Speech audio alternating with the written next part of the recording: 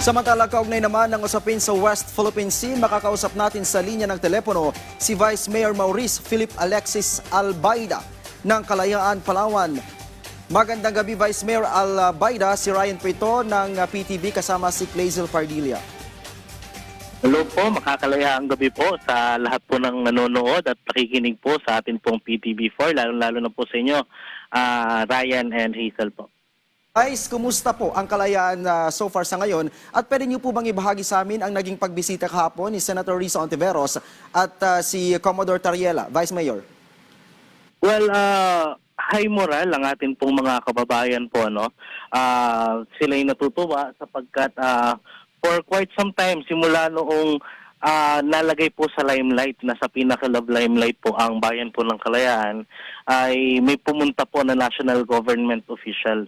Ito po ay pagpapatunay na mahalaga po ang ating pong bayan at meron po itong natatanging layunin po sa ating bansa. Ang ating pong mga magigiting na mamamayan ay ramdam na ramdam po ang pagmamahal ng ating pong pamahalaan sapagkat yung mga pagtungo po sa kanila, paghahatid po ng mga serbisyong medikal at na pagdadala ng ilang mga ayuda ay pagpapatunay na hindi ho napapabayaan po ang ating pong bayan. Opo, Vice Mayor, mahalaga po ang pagpunta ng mga opisyal ng pamahalaan dyan sa Kalayaan.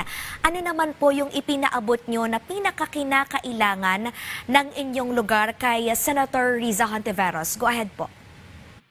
Well, last week, Wednesday, we intentionally go to the Senate, at doon, of course, doon natin nakita kung paano nagkaisa, from across political spectrum, nag-manifest si Senator Robin Hood Padilla ng kalagayan ng ating pong bayan, at sinabi nga kailangan ng mga proyekto, Tumugon po dito, tumugon ang lahat po ng senador na present during that time. I think there was Senator Risa Hontiveros, Senator Sherwin Gatchalian, Senator J.V. Ejercito, the Senate President himself, Senator Bongo ay tumalima ho.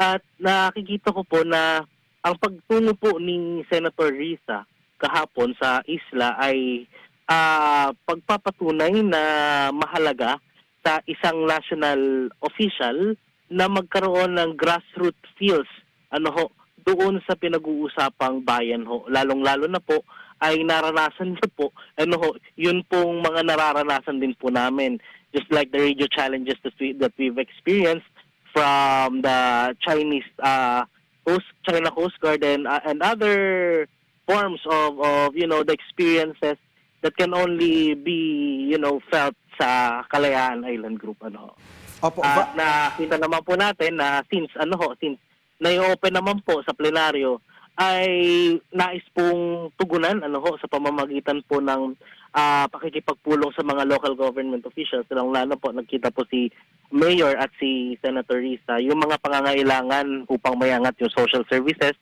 at mga basic infrastructures po na magbuboost po ng economic dynamism sa ating pong bayan. Vice Mayor, you mentioned kanina na high moral yung ating mga kababayan dyan dahil nga sa naging pagbisita ni Senator Hontiveros. Pero would you encourage iba pang high-ranking officials na bisitahin personal at tingnan yung kalagayan ng ating mga kababayan dyan sa Kalayaan, Vice? May kasabihan tayo, there's nothing that can beat a personal or first-hand experience. Lalong-lalo na po na maranasan po yun pong mainit na pagtanggap ng atin pong mga magigiting na mamayan. We are willing to welcome lahat po, kahit po sinong magnanais na tumungo sa amin pong bayan para po maiparamdam na in both ways, na kahit na napakalayo na sinasabi ng Kalayaan Island Group ay meron pong mga magigiting na Pilipino po na magpapaabot po ng pagmamahal, mag-aasikaso at tatanggap po sa ating mga national government officials. Tama ka dyan, Vice, kasi ako mismo nakarating na dyan at naramdaman ko kung gaano kainit yung pagtanggap ng ating mga kababayan dyan. Pero sa kabatiran lang po ng ating mga nanonood ngayon, ilan na po ba so far yung population ngayon ng Kalayaan, Vice? Well, we are basing and we are managing the capacity of the island based on the carrying capacity. Ano po ito, data driven ang ating governance At nasa 400 to 450 po. Yan po yung range ng ating pong mga magigiting na kababayan na nasa isla po ng Pag-asa sa Kalayaan Island Group. Opo, Vice Mayor, kasi nakapunta na rin ako dyan, at mayroong internet connection dyan. Kamusta po? Aware din po ba yung ating mga tao dyan sa Kalayaan sa nangyayaring World War o Bangayan? At ano po ang nararamdaman nila tungkol dito? Well, kahit na napakalayo ng atin ng Pag-asa Island, halos kada sulok meron pong Starlink yan, at aware po sila. It's not just being aware of what is being said about Kalayaan Island Group, but aware din sila sa pagpapahalaga ng pamahalaan sa kanila. Narinig nila kung may mga patotsada ang Chinese Embassy, may naririnig din nila kung ano yung mga sinasabi ng ating pong mga senador. Hindi ho sila hindi kaila sa kanila yun pong mga nangyayari. Yung mga nasabi ng isang senador natin, they really felt the hurt, the pain, and the discouragement. Bakit ganun daw? Pero hindi sila nagpatinag dito at sinabi nila na kahit na anong mangyari, mahal nila yung isla, mahal nila ang kanilang tungkulin na ginagampanan hindi lamang po para sa atin pong bayan, kundi para na rin po sa buong bansa. Opo. Yun po yung kanila po natin. Vice Mayor, nagpasa po kayo ng resolusyon na kumukundina sa mga pahayag ni Senator Rodante Marcoleta. Tama po ba? At ano po yung nilalaman ng resolusyon? Gusto niyo po bang ipatanggal ang naging pahayag ng senador sa Commission on Appointments, Vice?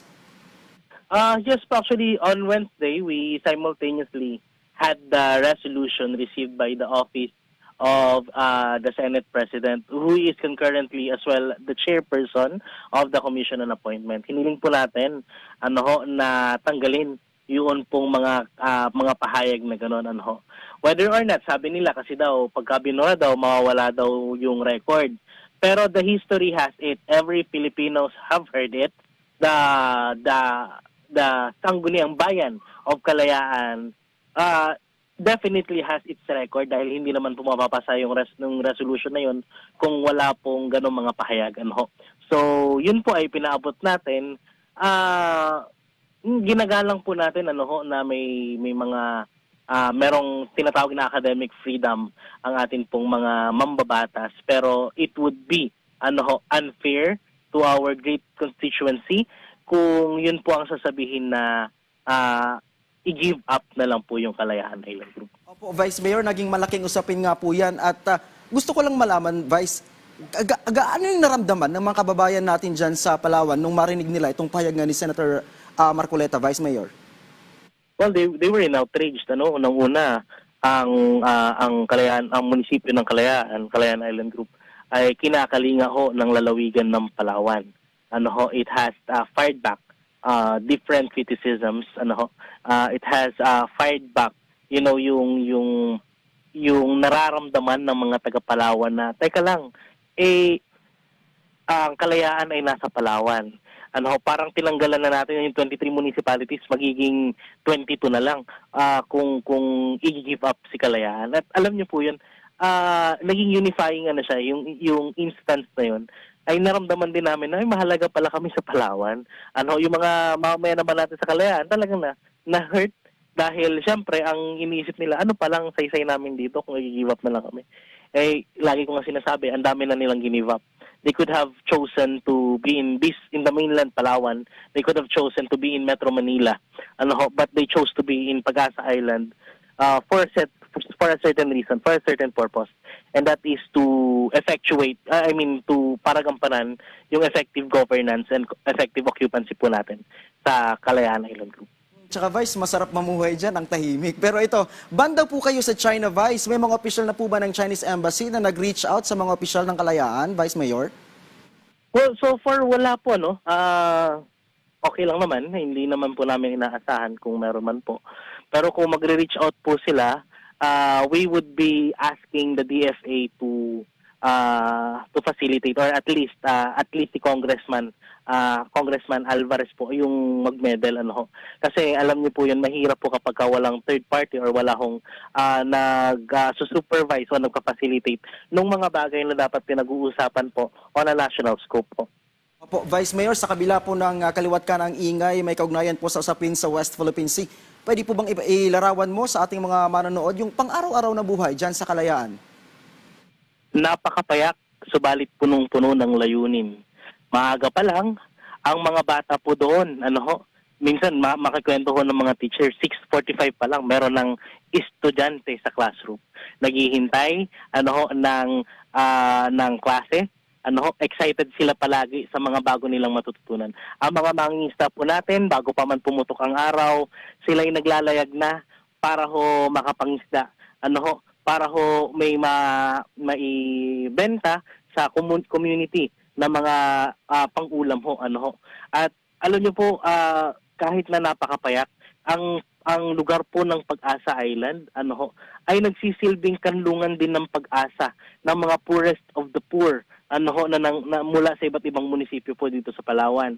Doon po sa Isla Pag-asa po, kapag tumigil po doon at nanatili, minsan hindi bumababa ng mga 3 years, hindi pumupunta ng mainland. Pag bumababa ng mainland, sometimes bumibili ng cash ng lupa, bumibili na cash ng motor. Yung mga bagay na hindi nila kaya makipagtagisan sa mainland, pagdating sa Pag-asa Island, naaabot nila yung mga munting pangarap nila. And I bet that is the greatest story of Kalayaan Island Group, the Island of Pag-asa.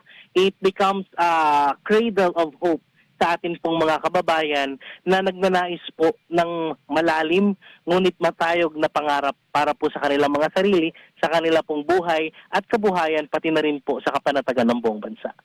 Vice Mayor, sir, mensahe na lamang po sa ating mga kababayan dyan sa Kalayaan. Well, ang buong Pilipinas po, sambayan ng Pilipino, ay nagpapaabot ng kanila pong pagsaludo sa ating pong mga kababayan, magigiting na mamamayan sa bayan ng Kalayaan. At tayo po, may tungkulin pong ginagampanan ng ating bayan. Ito ay para pagkaisahin, buklurin po ang sambayan ng Pilipino na more than just territorial issue. Ang bayan po ng Kalayaan ay isang punto kung saan magkakaisa po ang buong Pilipinas, ang mga Pilipino, para po ipaglaban ang sariling atin, isulong ang mga pangarap po natin para po sa ating bayan, para po sa kaayusan, kapanatagan at kinabukasan ng ating pong bansa. Alright, maraming salamat at mayad nga gabi, Vice Mayor Maurice Philip Alexis Albayda ng Kalayaan, Palawan.